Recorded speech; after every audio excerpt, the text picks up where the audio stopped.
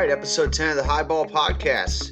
Got a special guest, the infamous John Aaron Garza, here to talk all things about the Snyder Cut, the Snyder Fandom, and that new WB CEO that was just hired recently. And we also talk a little bit about Dark Phoenix in the end. So kick back, enjoy, maybe get something done while listening. And that's enough of an intro. Let's just get into this thing. Enjoy the show. All right, man. Finally, get you on here. It's been a while. It's been in the works for about a minute. Ever since you came out with that article, I wanted to talk to you about it, but it's been so long, it's kind of like not relevant anymore. Well, you know, it's still kind of relevant. Oh yeah, people still a little butthurt about it and stuff. Yeah, that's an understatement. I see you trolling them from time. It's pretty hysterical.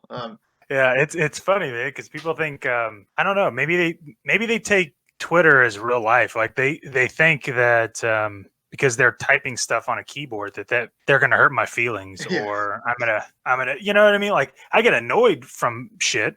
Sure, who doesn't? But I think the people that, you know, kind of puffing up their chest for whatever fucking reason.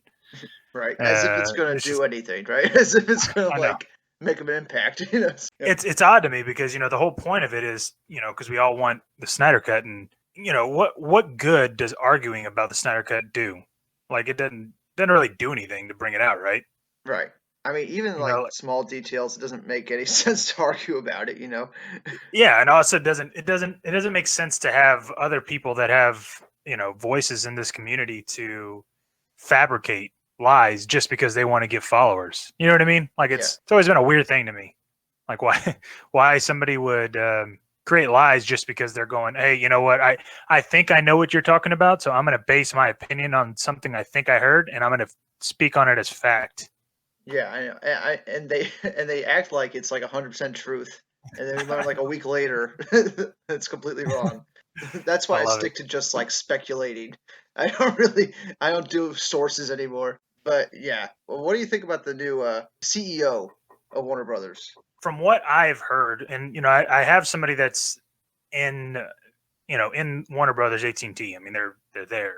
It's funny to see the reactions on like Twitter and to hear what it's like inside, you know, because it's just like any kind of, you know, head coach coming into a football team. It's like a football team getting a new head coach. Like they know of the coach, but they don't know how he's going to run the team. And so it's kind of the same thing with the person that I've been in contact with, where, you know, they're kind of looking at the hire going, all right, that's cool, but it's not like, I don't want to get people's hopes up and say, you know, she's all about certain things, that she's probably going to be the one to, you know, lead the charge in releasing the Snyder Cut, because it's, from what my understanding is, it's not the case.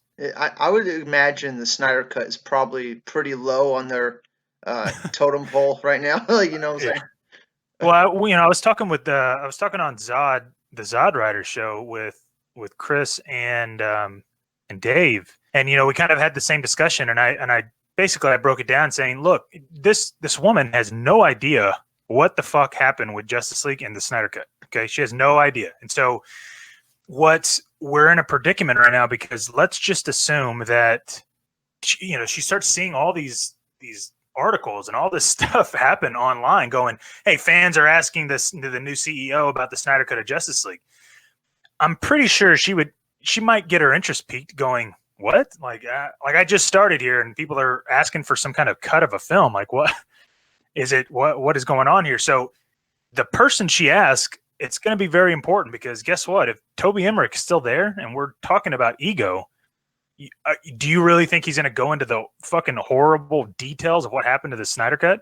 Yeah, and like totally risk his job, right? Yeah, exactly. No, he's going to be like, nah, just a couple kids want some things. That's it, you know, and it wasn't that big of a deal. The movie, you know, whatever. You know, he's going to brush it off. And so if that's the introduction that she gets to the Snyder Cut, then she's not going to be totally into it. She can be like, whatever, I don't care. Mm-hmm. So it all depends on if she gets the actual story. And, you know, maybe with her getting there, and then with J.J. Abrams, you know, taking Bad Robot over there, I think we may have an opportunity further down the line in a couple of years to where, you know, it's not going to matter about ego anymore, because Emmerich's not going to be there. True. And yeah, it's probably gonna have to be a little bit of a wait just to put some distance between what they did to Justice League, let people forget about it, and then release it. I think that's probably what they might be doing. Like. And yeah, they could. And it's tough because and I spoke about this as well.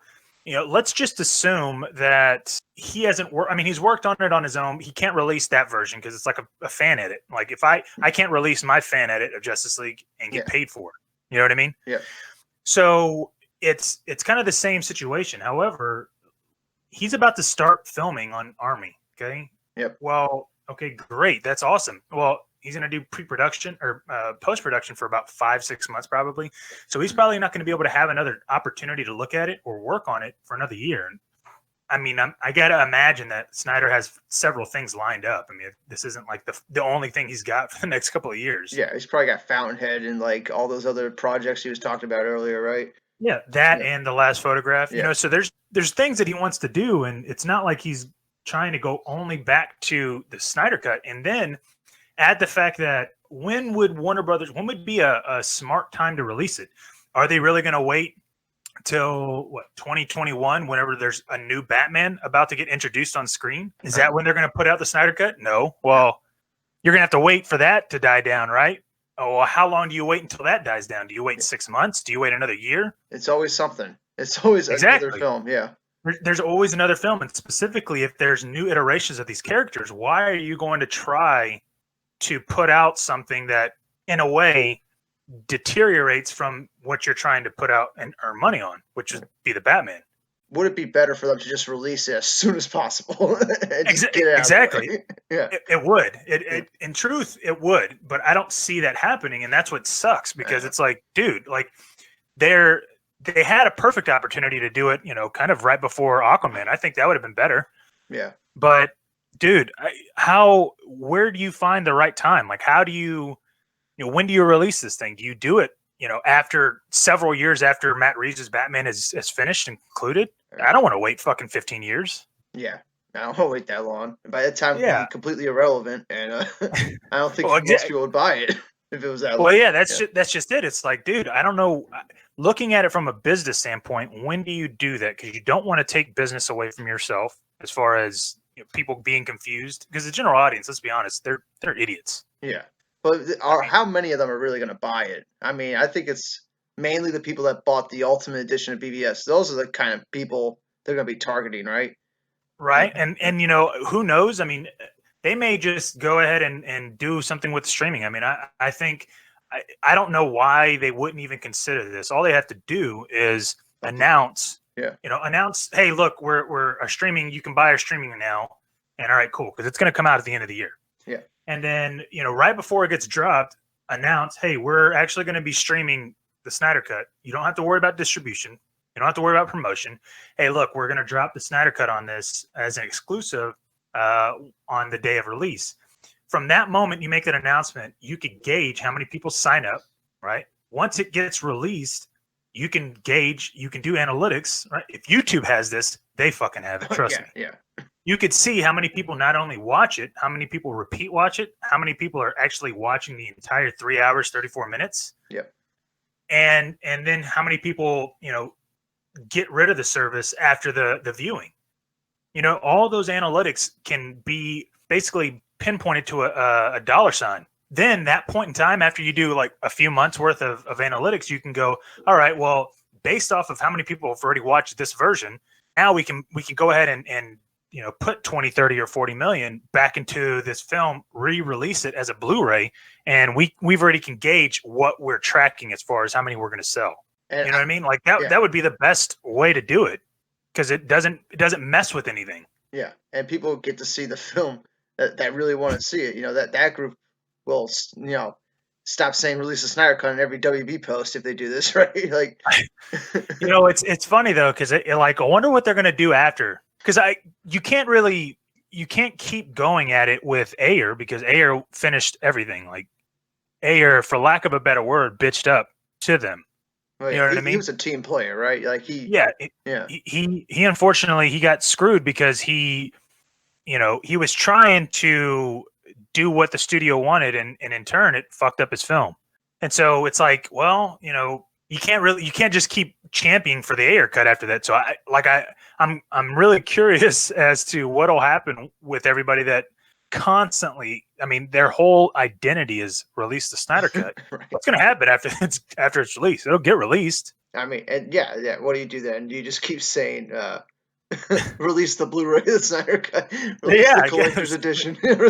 Yeah, give me the fucking full thing. Because what a lot of people don't understand, I think, is, don't get me wrong, I love Snyder. I think he is a genius for what he's been doing, because he hasn't even been saying anything. He's just been kind of, letting us do our thing, and we want to look into everything, and so it drives home this whole release of Snyder Cut thing. Yeah. But when he released that Darkseid image, or no, I'm sorry, the Cyborg image, and somebody was like, oh, well, what's that in the background and all that, and he basically said, well, that's not really what I wanted to use. It's just a template. Yeah. Well, that should give us as fans kind of a heads up that, look, his Snyder Cut doesn't even have his finished background, a moving background with camera movement. You know what I mean? True. It's not green screen. It's not like it's going to stand still. They have to move everything. And if he felt that was not up to par with what he wanted, and he's now using a template for the background, what does that tell you about the completion of it? Right. I mean, some of these scenes are probably not as far along, but I have to imagine some of it is done. At least. Oh, absolutely. Yeah, most of it's done. I'm not, and that's just what I was about to say. Like, when he was asked the question several times in line, hey, is it done? Sure, he's going to say it's done. Yeah, it just needs a couple minor tweaks. Like, minor tweaks is relative. Like, who knows what that means? That could be 30 minutes of each minute of little bitty tweaks. Like, that adds up. Yeah, I mean, you know what I mean? If you look at those, those leaked deleted scenes that came out like a year ago or something? No, it was the day after Justice League. Oh yeah. I have them. Oh yeah. But if you look at them, like, you'll see like a couple shots are done, but like the rest of the scene isn't. So maybe that's what he means by done or something like that. Because like it looks like they started it, but they didn't finish the scenes or something. Exactly, and that's just it. Like, sure, like he shot everything. There's no question about it. It's just whether or not it looks up to par with what he wants, and essentially, it's all a matter of, okay, well, would he be happy with releasing it as is? And I don't think he would be. But that's just because of things I've seen. It's a different situation when it comes to certain things, because I know he has previs in the Snyder Cut. In his version, he has pre-visuals, and yet he has shot everything. So that tells me that whatever he shot, he didn't like as far as what was coming across, and that's why he put previs in there. And he was planning to do reshoots at some point, right, for the movie? Correct. Yeah, he. And this isn't involved with any kind of, what's it called? This isn't involved with like Whedon or anything. Yeah. Like he wasn't going to do reshoots. He was just going to do pickups because as he was putting the film together, he realized there was a couple of things that he would like. And, coming from somebody that edits a lot, I can understand that. Like you're putting sequences together and all of a sudden you're like, oh, you know what? I think I wanted to do something else than that, And so, of course he's going to have pickups. It's a rarity that he has pickups, but at the same time, he was already doubting himself before he even started shooting. Yeah, and they talk about that at the Snyder Con, how they were getting self-conscious about everything. Yeah, the fact that he rewrote the entire script, dude. Yeah. Like, we don't know. The Snyder Cut isn't even the Snyder Cut. That's him being compromised. Yeah. So I can only imagine what the Snyder Cut would have been. It would have been fucking. And exactly, yeah. It's just it's insane to think that. And we also got to remember, if I look at it correctly, okay, because I've done some kind of calculation, but I haven't done the full thing, and I will once I complete it. But up until like the Superman fight, there's only about 26 minutes of actual real Snyder footage that was not tampered with, that didn't have reshoots in it. And up to that, that's already an hour and 15 minutes. Yeah, so like Josh Whedon shot probably over an hour of footage. Yeah, exactly, and that means that there's almost 2 hours of unadulterated Snyder Cut footage that we have yet to see. We have no idea about. Yeah, you know what I mean. And so, that's all I want to see. Honestly, I know. Yeah, that's all I want to see. And so you got to imagine. What would the visual effects look like? I mean, people I know people like to go ahead and say that I made this $40 million number up. That's not the case. If you added that 40 million, okay, to the 200 million that was already there before reshoots, okay, it's still less than what it turned out to be. Yeah, exactly. But would we really be saying that $240 million budget for a 3-hour and 35-minute film is ridiculous? It's about right, actually. It should be more. Yeah. It technically it should be more millions than that. But people will like to I guess bullshit. I don't know what they think, what their thought process is, but this film would have had a 240, even a $250 million budget because it's a 3-hour film. Mm-hmm. And so Zach is good at special effects too, or at least doing it for cheap. I don't know if you know the budget of 300. Oh yeah, that film absolutely. was like 60 million or something. Yeah, it was. Like 76 or something. It was something like that. Ridiculously low for a film that was like half CGI. I know. Yeah, but that's what the crazy thing is BVS was 250,000 or 250 million. Yeah, and that was technically a 3-hour cut. Yeah, and so I don't get why people would think it's astronomical to say that Justice League was going to be a $250 million budget film. Yeah, I don't know why people were fighting against the idea for so long that it was a 3-hour film. Like, we kind of knew that, like, months before the film came out, that it was going to be around 3 hours before the Joss Whedon reshoots happened. I know. Mainly because of the budget. Like, it was so big, and they were talking about doing 2 parts, and they had release dates for 2 parts, and you expected that the movie was going to be long. And people just they refused to believe that for like a year, that it was like a 3-hour movie. But yeah. It's like I said, man, it's interesting, and this fandom has, I get the pursuit of wanting it now, and I don't understand it, but I know some of the louder vocal minority in the fandom that want to talk shit about everything that's not a Snyder film. Oh yeah, the whole Ava DuVernay thing on Twitter. Yeah, like goddamn, dude. Like, for me, if I don't like something, I don't talk about it. Yeah. I don't bring it up. I don't sit there and comment on it. I just whatever. Exactly. So like it's odd to me that people, specifically anybody that says, "Oh, well, I'm done with any kind of DC film," and those same people sit there and shit and talk non-shit about Shazam and Aquaman. And I'm like, dude, I thought you guys are done with DC. For me, I've always been a Batman fan. Growing up, I'm a huge Batman fan. Yep. So, like, I was into the Batman films before Snyder did something. So what kind of person would I be if I was like, no, I'm not going to give Matt Reeves a chance. Fuck Robert Pattinson. Only the Snyder. You know what I mean? Yeah, it doesn't make any sense, right? I mean, if they're actual DC fans, they would want to see it. You're right.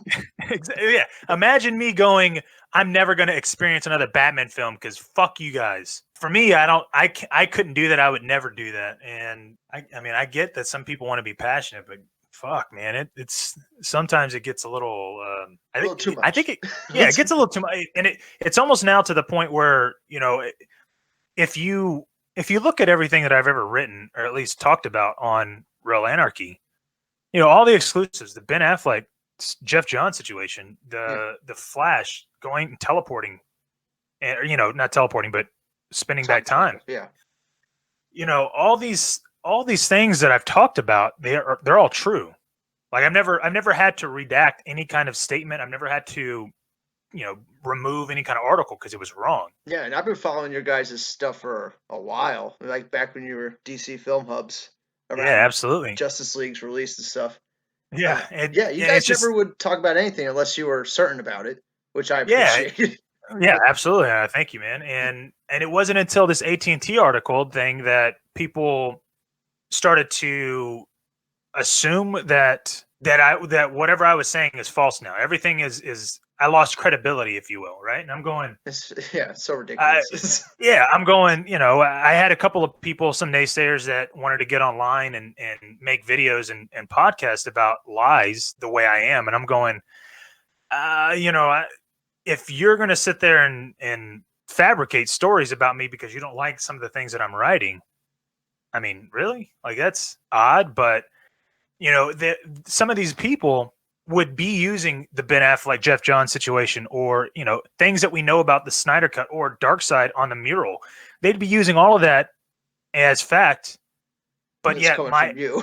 yeah, exactly. But my AT&T article now, no, all I do is write bullshit. So I'm like, well, if you're going to take my AT&T article and say I'm, lying, take everything else that I've ever said and say I'm lying. Right. You know what I mean? Like, don't use my stuff then. If that's the case, like, I didn't tell anybody, hey, you have to believe me. I'm right and you're wrong. Let me prove it. I was just like, look, this is what I got. This is what I was told. And here it is. That's it. Yeah. I mean, I don't see anything really wrong with the article. I actually thought it was decently written. Are you a journalism major by any chance? No, I'm not, man. I just, I love doing it for a passion.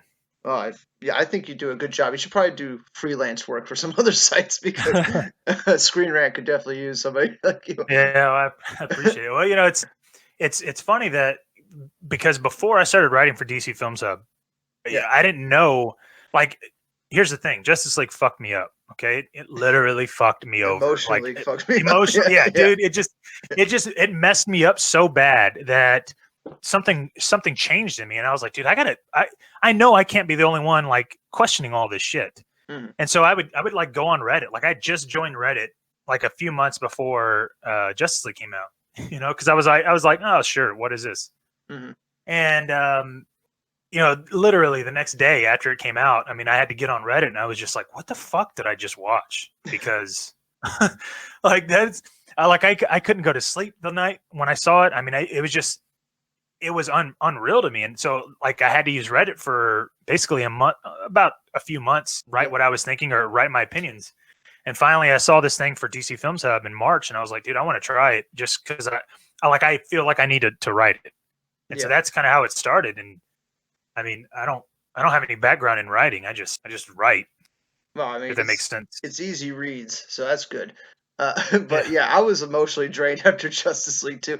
I was in denial that first week. I'm like, it's not that bad. Oh man, I fucking, as soon as it started, it was the first time I felt embarrassed watching a film. You know what I mean? Because I was just the like Superman thing. Like after my first viewing, I completely forgot that was the opening. Yeah, like dude, I couldn't believe it. That's what I knew it like was that. Snyder. You just knew it by looking at it. Like, that's definitely not Snyder. Well, and like that. And it was funny because I've seen BVS so many times that when I saw Batman fighting on the rooftop, it looked, the cuts and all of the shaky cam and all that. I was like, what the fuck is this, dude? Like I know this isn't a Snyder. Like he tried to make it look like a Snyder as far as the way the camera panned and tilted a little bit, but then obviously you had like the slow motion, some of the slow motion jump off the fucking water tower. But with the way it was filmed and all that, I was like, dude, this isn't a fucking fight. Like, I can't even see what the fuck's going on. And as soon as I questioned that, I went, oh, this is fucking Whedon, dude. Yeah. Because Snyder, if he was even going to do that kind of shaking cam, because he does a little bit of it in the warehouse scene, he backs it up to where you could see the whole fucking, screen.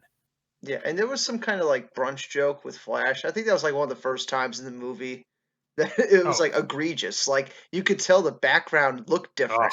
Like the lighting was different. And it was just dragging on way longer than it needed to do because of this fucking joke that we wanted to put in. That they wanted to make it to where it was at the very end. Like, God, that's the whole reason why they put that joke in there, so that you can have the post fucking credit scene work. I wonder what the original post credit scene was. I mean, dude, I don't think there was a post credit scene. I don't. He just ended it just like BVS, like a actual film. Abso-fucking-lutely, dude. Yeah. Like, you got to think about it. He was, the way BVS started out was a different point of view, but the way Men of Steel ended, right? Yeah. So the way BVS ends, what is it? It's Clark dying. Yeah, and the dirt riots. So, right. And so what it would have technically been, and, I could speak on it. I can't really say for certain, but, I mean, come on.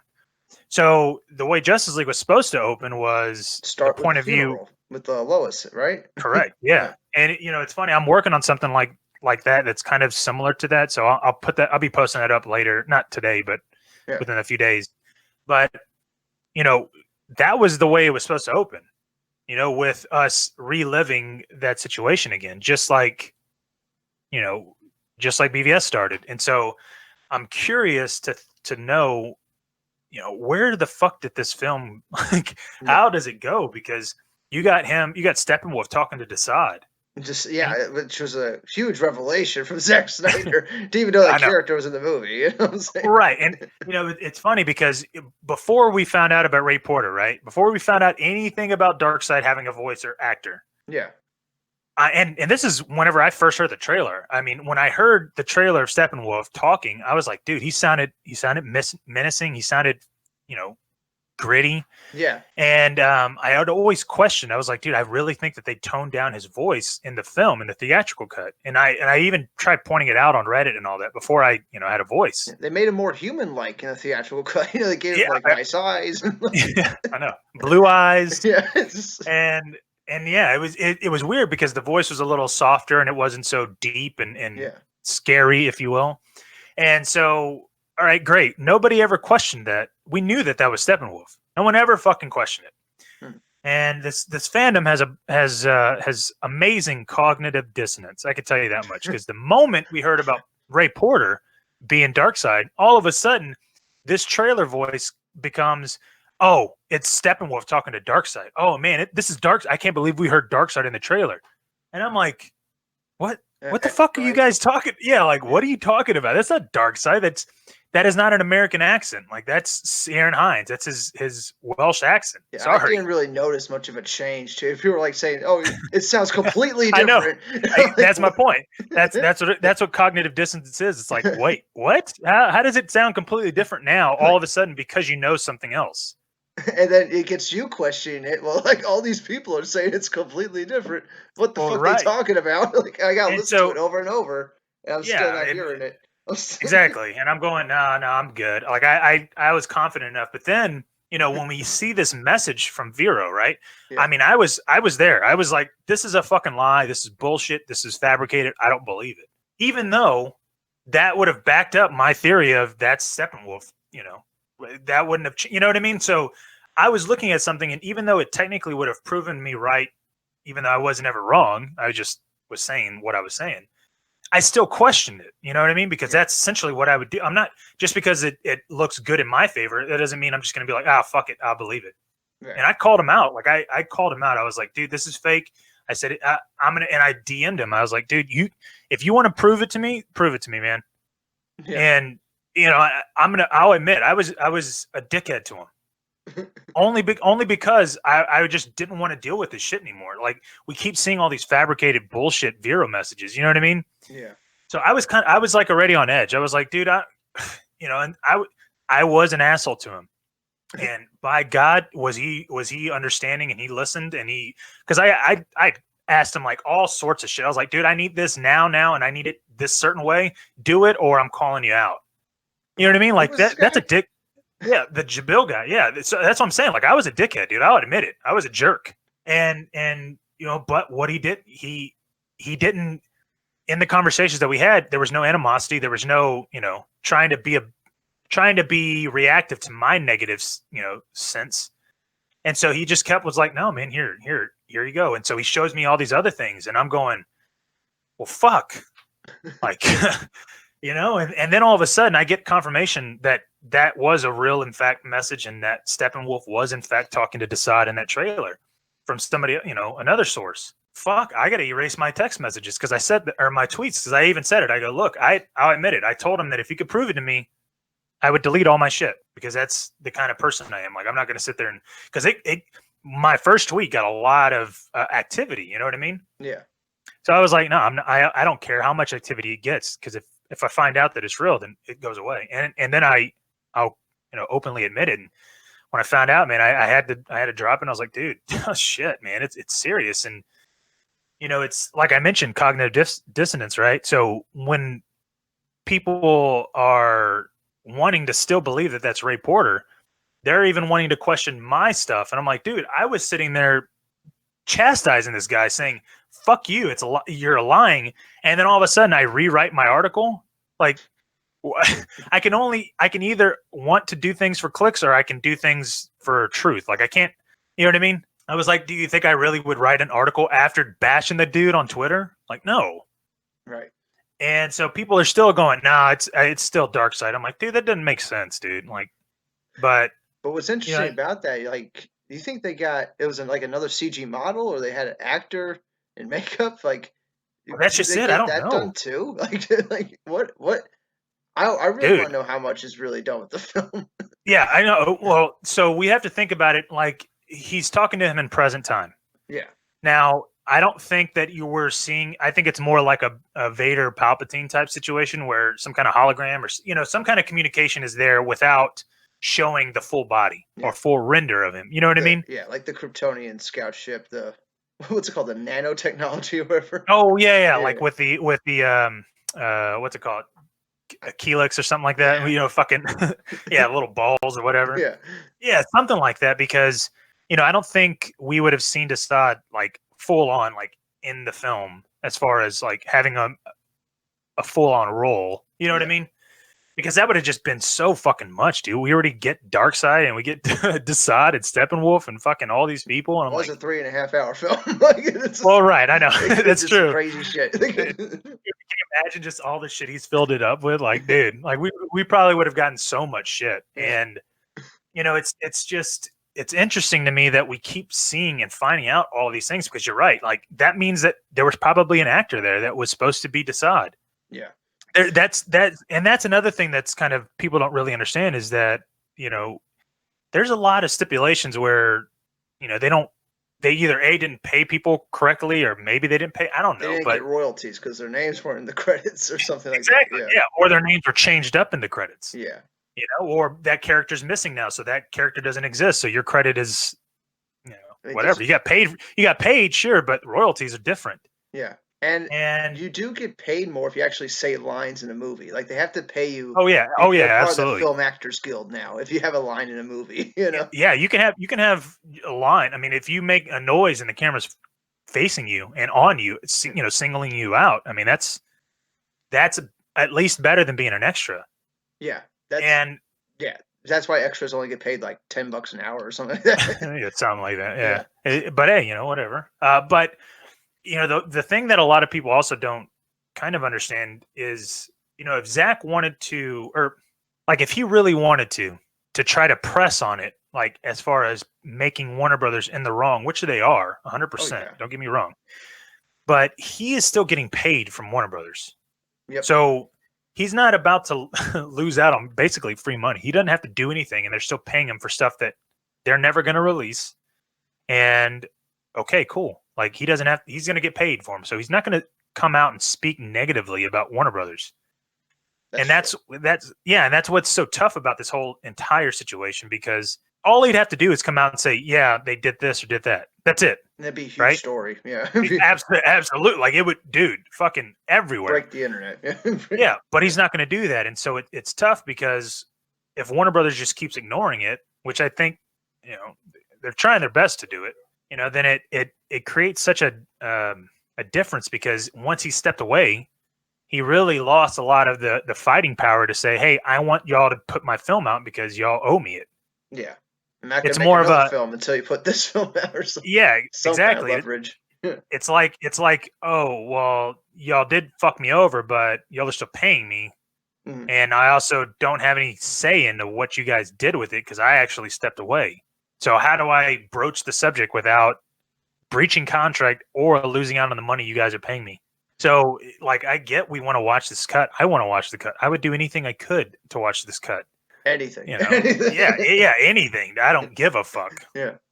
You know what I mean? So, this whole Snyder situation is it's really tough. And I think people were expecting it to get released 6 months after, the film came out. Oh, yeah. Comic-Con was like, everybody was like super hyped. Yeah. And then, what happens then? All of a sudden, everybody just Dude, I lost friends over that. People oh, really? They were so convinced it was coming at that last Comic-Con that when it didn't, and I was trying to warn them, like, it's like a 10% chance it's going to happen. Like, I was trying to warn them like crazy. And then when it actually doesn't happen, they give up entirely. They try to make me feel like I'm delusional for even thinking it exists still. I know, and it's silly because there was a discussion that but I just mean the royal we, that we should only be talking about positive things, and that we shouldn't mention anything that's based off reality But that shit gets if it's boring. negative. That shit gets Right. I mean, yeah, dude. Imagine all of us just bullshitting, saying, "Yeah, it's going to come out on, with Comic-Con," and nobody speaking out saying, "No, don't get your hopes up. I don't think it's going to happen." Mhm. Everybody that heard, "I don't think it's going to happen." If you took that and your feelings were hurt or your heart was broken and you gave up everything, dude, really? Like, come on, man, it's just a fucking your heart film. wasn't in it to begin with. Yeah, like, come on, dude. Yeah. And so it's silly to me to hear people try to position themselves to say, yeah, you should only be talking about positive things, when, at the end of the day, dude, like, you want somebody to give you reality. Otherwise, you're going to sound like a fucking moron when you talk to people that know certain things. You know what I mean? Like, it's a funny world we live in, and to live in an imaginary world. Yeah, Zack Sorry, Snyder man. is very against that. I don't know if people Yeah, know. exactly. I don't know. Yeah, it's funny. Like, he's the one telling you guys to wake the fuck up, and y'all are still sitting there like, what? No, I want the Snyder Cut. But it is, So there is some good things that the fan movement has done with the suicide prevention and stuff like that. I forget like the total number of money that was raised over like the last year for that stuff. But yeah. Talking about like with the T-shirt campaign and stuff. yeah, T-shirts and the new one for Comic-Con. It's just like there's always something that gives back to some kind of charity, and I think that's like huge. That's so much goodwill right there. It's like so much karma that's hopefully comes back, because with Zach's one T-shirt, I think he raised what 80,000. Yeah, and like so 10 days, 20 days, something like that. Yeah, 20 days or a month or something like that, and Project Comic-Con's already raised like 25,000, and they're giving half of that to the Foundation for Suicide Prevention, and so I think that is phenomenal. Don't get me wrong. I think that sometimes people want to use that as a form of, a form of being okay with certain people's actions. You get what I'm saying? Oh yeah, I know. So they use it as, we've donated, so I could talk shit however I want. Yeah, and I'm not saying people say that. Ava DuVernay. Yeah, you know what I mean. Like I don't think that that's okay. I don't see anybody doing that. I'm giving that as an example. But there's I think what was funny, like a couple of weeks ago, I was on Dave's vodka stream, and he had mentioned somebody somebody had mentioned that if you're excited for any kind of film that's not the Snyder Cut, that you're actually an enemy. Wow. That you're against the Snyder Cut being, like, what the being fuck? released. Like, what does Todd Phillips' Joker have to do with the Snyder Cut? I know. Like, but even then, it's like, dude, what the, like, how would I even be okay with saying you don't get to like anything, or you're my enemy? You know what I mean? Like, what kind of person would I be to shackle somebody going, you can't like whatever you like, do not enjoy anything you like, otherwise you're my enemy, and I'm against you. Yeah, right. Sounds like I didn't make that fucking blood sacrifice meeting that one day. So this whole everything here, I think, is it's for the long run, dude. Like I can't imagine, like I love looking at films objectively. Like, I'm not going to sit there and hold I think so. Here's the thing. And I'm saying this for a reason. So imagine Snyder never left and his film came out. The people that think that Aquaman is the worst fucking film and think that Shazam is the worst fucking film ever. Which they're really not, but yeah. I know. They probably would have enjoyed seeing Aquaman and Shazam. You get what I'm saying? Like, they have tainted themselves from enjoying other films about DC superheroes. Like, I'm a DC fan. Sorry, like I like to see these characters, and so it's why I like the Zack Snyder DC films, because I feel like he got it so right, Yeah, exactly.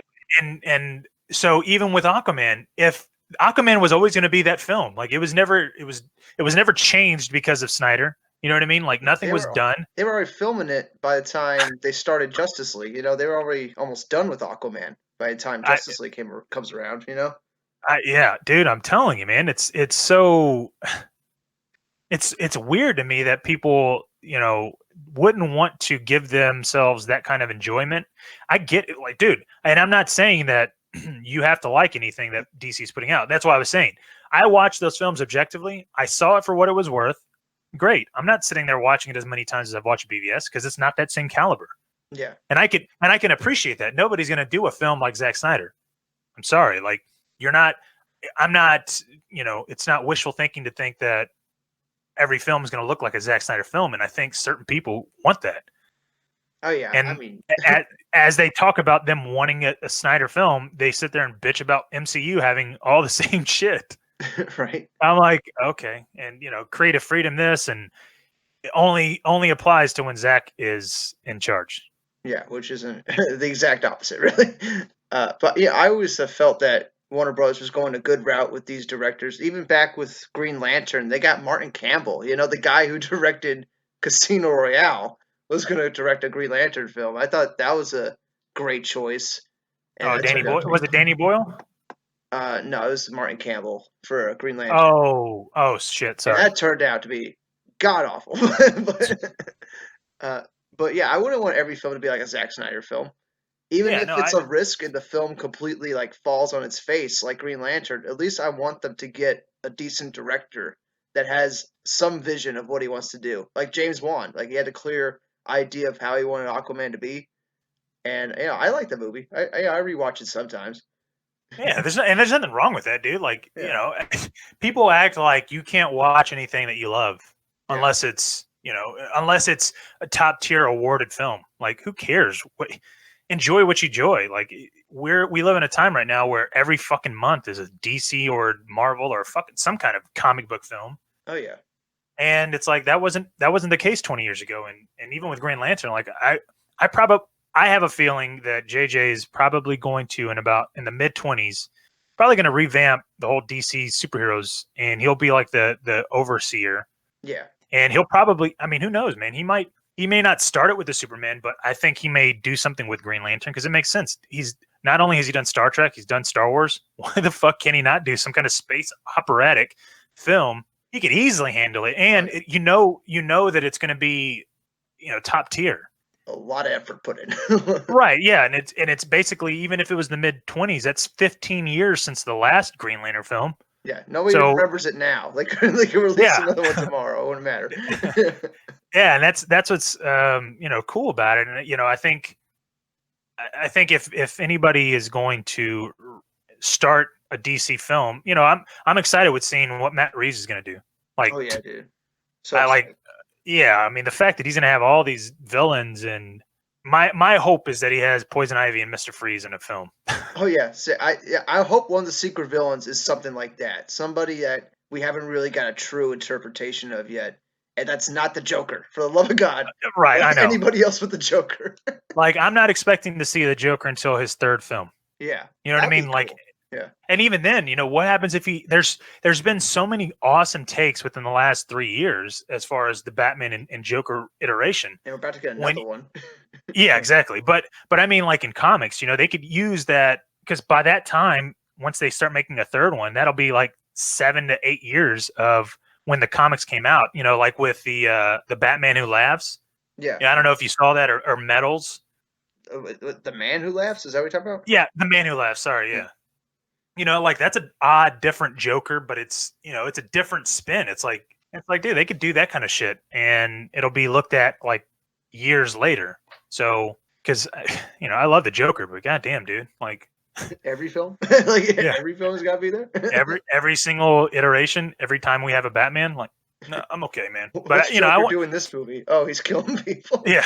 Oh, okay. Yeah. Now we're gonna compare him to Heath Ledger again. It's just, come on, man.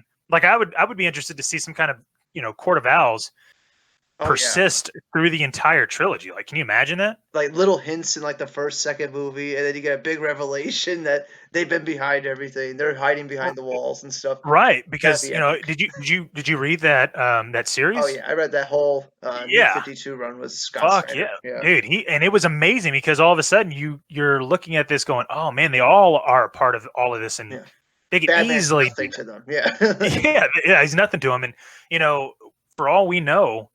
I hope, I know this is going to sound crazy, but I really hope we get some kind of Talia al Ghul like love relationship, but not really love relationship. If you know Like what I they mean? already did it, and Yeah, like it's like she's okay, cool. Now all of a sudden, it was whenever he was like a 20-year-old, 21-year-old, or something like training that. with Roz.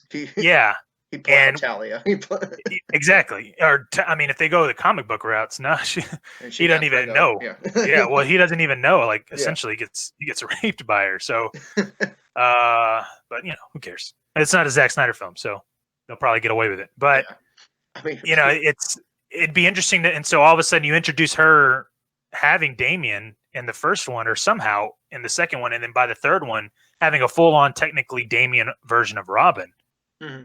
You know what I mean? Just because it would make sense. Yeah, it'd be a new Robin we haven't seen. That'd be nice. Yeah. I mean, I know people love Dick Grayson, but it's tough to do that circus story in 2019. Well, yeah, because then you also have to start out Batman. You have to have him basically starting out at the beginning as well. Yeah, I'd much rather see an older Robin that's already Nightwing by that point, and then you get the younger one with Damian. Yeah, absolutely. Like, dude, have a Nightwing in there. There's no reason why you can't. Nobody's ever said, no, I need to see the Nightwing grow into Nightwing. 6 films of Nightwing before I accept him as Nightwing. I know, and that's what's funny about all this. And I think with Matt Reeves, I think he is the perfect person to come in and create something that we haven't seen. Yeah. I'm hopeful that we're going to get some incredible fight choreography, different shit, because I'm sorry, I can't view the Nolan's Batman fight scenes anymore. Yeah, they're at all almost laughable. Like, I'll be honest. Yeah. You watch Nolan or Batman and Bane, you're just going, are you fucking kidding me, dude? You're elbows. Well, not even elbows. It's just like, dude, how long did you fucking rear back and throw the punch? Like, fucking Batman and BVS is fighting 4 goddamn people at the same time, and he's hitting them all at the same time. And so it's like, that's that. I hope that we see some kind of new style of fighting, but it needs to be that kind of acrobatic, taking 2 dudes down at once. I don't need to see him fucking throwing a punch every fucking 2 seconds. But even then, like, okay, cool. How are they going to introduce? I hope they keep that separate. Like, I don't want to see a universe, but what happened? Like, when do you think we'll get another Superman film? When they recast Henry Cavill. At this point, I mean, they're recasting everybody. I mean, I don't know. Except for Suicide Squad. Except for Suicide Squad, Wonder Woman, and Aquaman, because those films made a lot of money. But yeah, I mean, I wonder, because like, if the next Wonder Woman film does better, right? Like, why wouldn't you just do another Superman film and maybe have a Wonder Woman crossover to help it a little bit? If you're really worried about Henry Cavill leading another Superman movie, which is what I think they're worried about, because the first Man of Steel movie, it did well enough, but it wasn't the numbers they were looking for, right? Well, right. And, it sucks because it literally happened right at the next year after the Avengers big team-up film. You know what I mean? And so it was Dark Knight Rises trilogy was coming to an end, And it sucks because, dude, like, can you imagine what Snyder had to do? Yeah. Okay? Because 2011, he came up with a Man of Steel fucking awesome origin story. Yeah. And during that process, he's starting to see the execs coming around saying, "Hey, look, Marvel, they just did a big team up, and guess what? It just hit $1 billion. So how about we start focusing on that with this Superman film?" And then Zack Snyder's like, "We have to have a solo Superman film first," and they're just trying to rush him to get to Justice League, probably. Oh, absolutely. And so what I think he did, and this is genius of Snyder, he said, "Okay, if you guys want me to do this, that's fine. I'm going to do it my way." Yeah. Okay. Well, they didn't realize, okay, you had the Avengers. That's great. We hadn't seen any films after that. Okay. So they probably pitched everything of what he was going to do. Because you got to remember, he pitched that BVS was going to kill Superman. Like, like he pitched that and they filmed it and they did all that. They were okay with that. Yeah. They were okay. They were okay with all that shit. And so seeing that, and then seeing the the even bigger Avengers 2 and, the next Civil War and all that bullshit, they were probably like, no, we need to fast track it. And that's fine. And so again, he's going, all right, I didn't really want to tell the story, but all right, fine. So as he's setting everything up with BVS having a fallen, basically Robin, he wasn't expecting Warner Brothers to want to cherry pick his universe and go, all right, well, we don't like the way the Batman version is, but we want Aquaman, we want Wonder Woman. So let's go ahead and continue those stories. But you know what I mean? It makes it difficult because now, they did. I don't know if they recast Henry Cavill yet because of the Shazam and his head was cut out and everything. So who knows what's happening?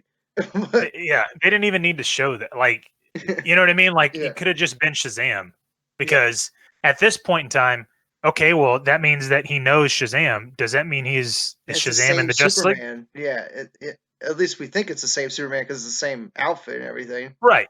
Yeah. Same body, but okay, well, where do you go from there? Like, so what I loved about what Snyder was doing was it was going to be a 5-story arc, right? Yeah. And it was going to end just like Batman. Yeah, self-contained. And self-contained, and boom, they could have refreshed. They could have been rebooting it right now with everything. But they didn't want to. They wanted to rush everything. And so, I think everybody that was involved with all that, they've all been fired except for Emmerich. Mm-hmm. So with JJ coming in and, the new CEO, hopefully she's not as, I don't think she's going to come in and be the savior for us for the Snyder Cut, but I think that she's going to allow anybody that's involved with these DC films to do their thing. Yeah, and don't goddamn reshoot half the film after it's done. You know what I'm saying? I know. Anything but that. Or anything but that and a time limit. Like, you can't fucking just go, I need this shit under 2 hours.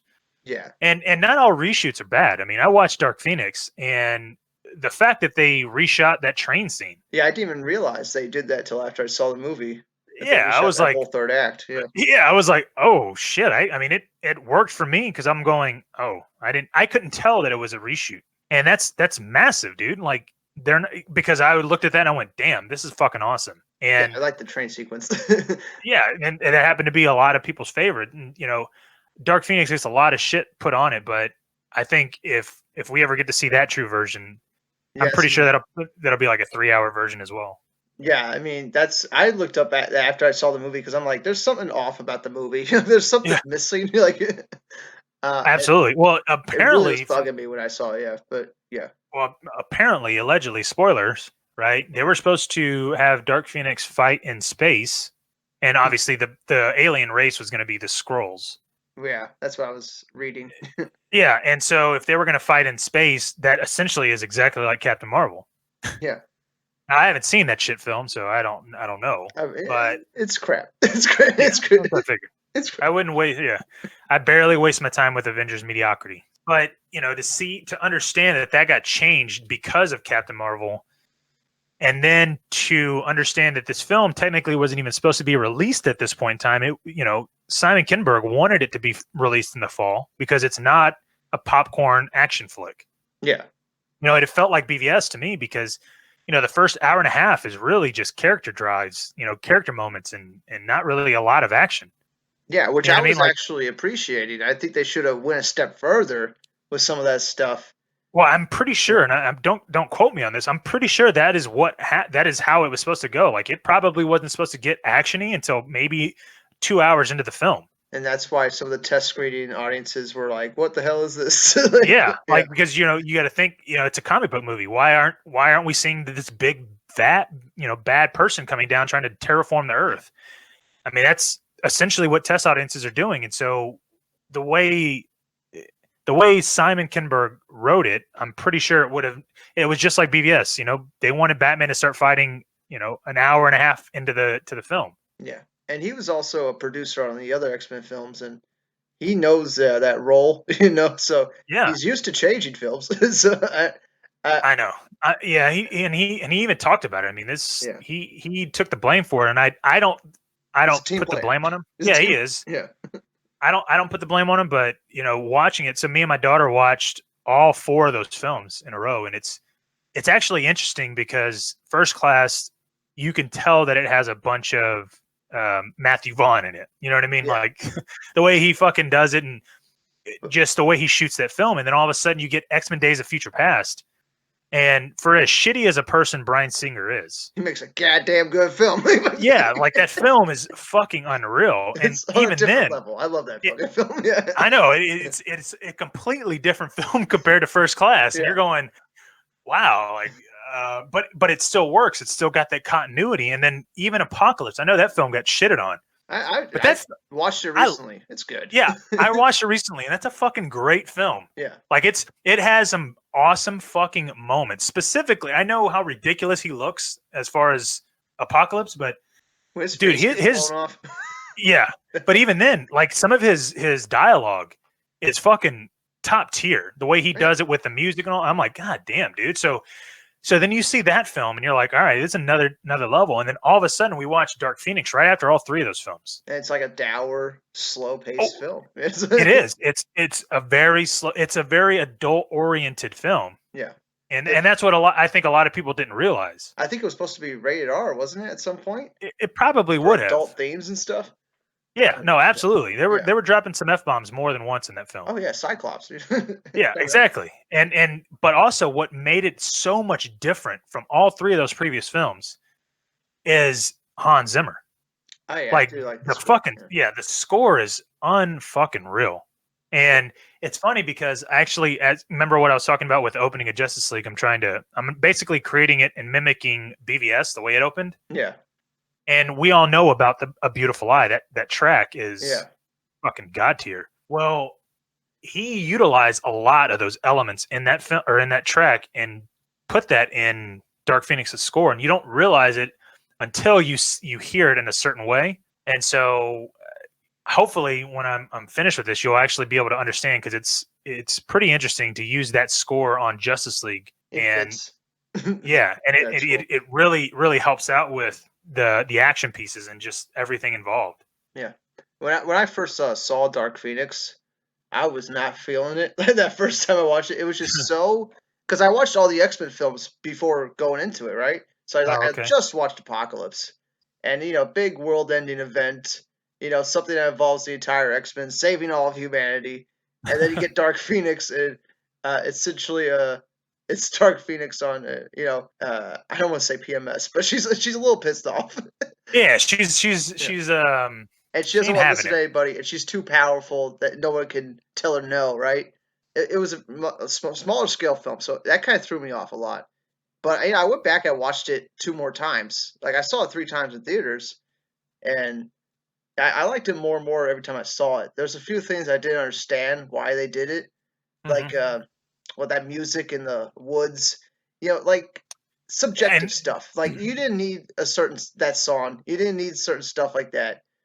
But like as far as the story they were telling, I was understanding like what they were going for, and I felt like it could have been expanded on a little bit more. And again, I'm thinking we probably were missing, because that film's like an hour and 50 minutes or something like that. Oh yeah, it goes by fast. I mean, it does, and that was the whole thing. That's why they did it the way they did it. They wanted it to just go. They didn't want you to sit there and see the film like it was supposed to be. And that's why I'm thinking I would not doubt it that Dark Phoenix's original cut was probably like 2:45 or something. You know what I mean? Because they started out that film like they wanted you to feel everything that was involved, dude, because there's no jokes, there's no like quips. You know what I mean? Yeah, I noticed that the second time I watched it. I wasn't paying attention to it the first time because I'm like, oh yeah, it's a movie. But like, but you watch it again and you're like, dude, there's no quips, there's no like little jokes, there's no, what people expect from a Marvel film. Yeah. It's just there, and you go, fuck, man, like this film probably had 30 more minutes of just character development, and who knows what the fuck the fighting sequence was going to look like, because the moment she started going off Dr. Manhattan style, I was like, God, like I was just like, fuck. Dude, that Quicksilver awesome shot of him running up to her is like a symmetrical shot to Apocalypse when he saves her in the mansion. It's like almost the same shot. Exactly. Only this time he's getting like beat up by her, but Yeah, he gets basically tossed around. At least he didn't get his leg broken. So they were cognizant, they did know what the other films were, right? Yeah, Yeah. I guess. I mean, I think, and again, we don't know exactly everything, but hopefully we get to see more stuff. And again, it leads back to there's a lot of stuff going on behind the scenes on a lot of these bigger films now because there's too many investors. It's too big, and people want to. Yeah, people want to keep going off on Marvel and copying that style, and that doesn't work for any films. I mean, dude, I don't even give a fuck about any Marvel film coming out. Yeah. Maybe Guardians of the Galaxy 3, and that's it. But they're making a third one? Yeah. Gunn's doing it after he does Suicide Squad. Wow. Did not know that. Yeah, so it's just, it's interesting and whether or not I'll see anything, I don't know. Like, I'm not a big Marvel fan. I don't really give a shit. Yeah. And except for X-Men. Yeah, I love X-Men. That's like one of my favorite film franchises, and I'm so sad it's ending. And Logan's the perfect ending, and that's I remember when Logan came out, right? And everyone's like, "This is how comic book movies are going to be from now on." Yeah, and they were way wrong. They were way wrong about that.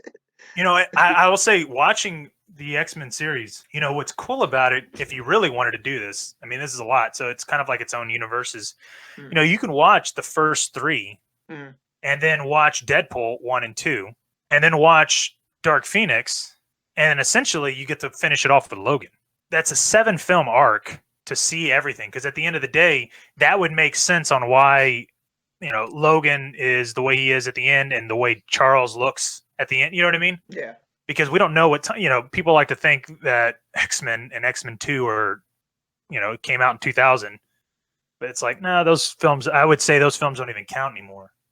Yeah, I mean, if you ever went back and watched the first X-Men film, it is so small compared to the other films, and like the last scene in New York is, very rough by today's standards. And I know it sucks because I loved Rogue. I loved Anna Paquin. I think it's her name, Anna, something like that. Yeah, I loved her as Rogue. Like, I loved seeing her as Rogue, and we never see her in any of the films since First Class. And Did then you watch we get Days of Future Past Rogue cut? Yeah, no, I love that part. I mean, that's what I mean, though. We get to see her in there, which is awesome because I that's the only version I watched. And she's never mentioned again. Yeah. It's just okay, cool. Well, things were set, and now all of a sudden we're going back into time again. I mean, the only real reason to watch the first X-Men film is for the reference in Logan when they talk about, the set piece at the end of the first X-Men movie. I mean, that's why I think it pays to watch all the films before you watch Logan, because then you get all that history and stuff and everything. Yeah, all that lore. Yeah. But yeah, man. Is there anything else you want to talk about here? Yeah, I think that's pretty good, man. Yeah, we went on for an hour. Pretty good. Yeah. Anyway, why don't you tell people where they can find you and stuff like that? I'm pretty sure they know, but go ahead. Yeah, the infamous. But yeah, if you wanted to, you can. So I write for Real Anarchy, which is a news and film site that we get to, love to write about things. And I also do a podcast. It's called the Real in Motion Podcast, where, we kind of go off and do news and all that kind of stuff. And you could also follow me on Twitter if you really wanted to see some shenanigans. I'm at Sir as in a night, SER _ John, JON _ Aaron, ARRYN. Go follow him, everybody. I'm pretty sure they are. I mean, if they're listening to this, they know exactly who you are. Let's hope. But yeah, thanks again for joining me, man. Absolutely, man. Thank you for having me on. I appreciate it. I'm glad we were able to sit down and kind of just talk. Yeah, man. We'll do it again sometime when the Snyder Cut comes out next week. No, we're gonna have to have a full on group council meeting. Yeah, big fucking just almost like just a fucking Knights of the Round Table, like 12 people.